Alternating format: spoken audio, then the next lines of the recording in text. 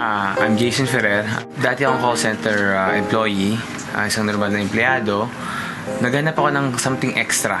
Kasi during that time, pamilyado na rin kasi ako. Naghanap ako ng isang bagay o isang business na makapagpalit sa akin sa call center. Kasi my wife is working sa restaurant, so umaga siya pumapasok, ako sa gabi. So nangyari ngayon sa pintuan ng bahay namin, hi hello lang kami. And pag weekend di rin kami nagkikita. So para ako nag-abroad. Sabi ko, kaya nga ako nagpamilya, gusto ko makasama yung pamilya ko.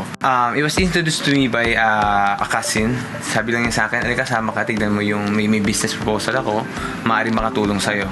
And true enough, sobrang laking tulong na nabigay sa akin V-Mobile. At first, hindi siya madali. Kasi I was working sa call center. Pag out ko, punta pa ako sa head office to train myself, to attend the trainings, the BOM. So, hindi siya madali. Pero ang pinanghawakan ko lang kasi noon is ginagawa ko to for my family. First, financial.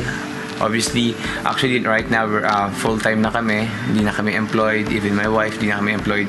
Now we're enjoying time freedom. Pwede kaming umalis, pwede kaming lumabas. And naranasan namin yung pag nagbakasyon ka, alam mo yung pabalik ka. Pag employed ka kasi parang you're dragging yourself, di ba? So, kaya ka nagbakasyon para maging masaya. Hindi na namin naranasan. Pag umuwi kami, happy kami.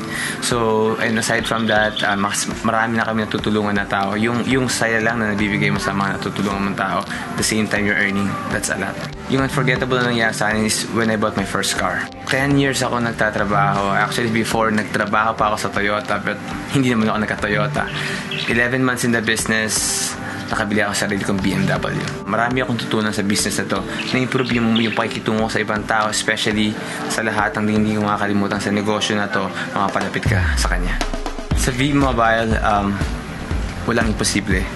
At first kasi, honestly, ako nagduda rin. Totoo ba yan? Parang imposible. Then, nung ginawa ko yung business, I learned the business, nakita ko, naranasan ko, sobrang malaking pagbabagong mabibigay sa V-Mobile. Ang tip ko lang, especially sa mga bago, nagsisimula, is you have to train yourself, learn the business. Okay? Bigyan mo ng time sa sarili mo na matrain. Kasi once you've been trained, alam mo na kung paano gawin ng maayos yung business, then, ma-apply mo na siya na maganda and you'll see the results coming and coming and coming. And the good thing about this business is you're blessing a lot of people. I'm Jason Ferrer. Dati akong call center employee. Sa V-Mobile, kung kaya mong isipin, kaya mong gawin.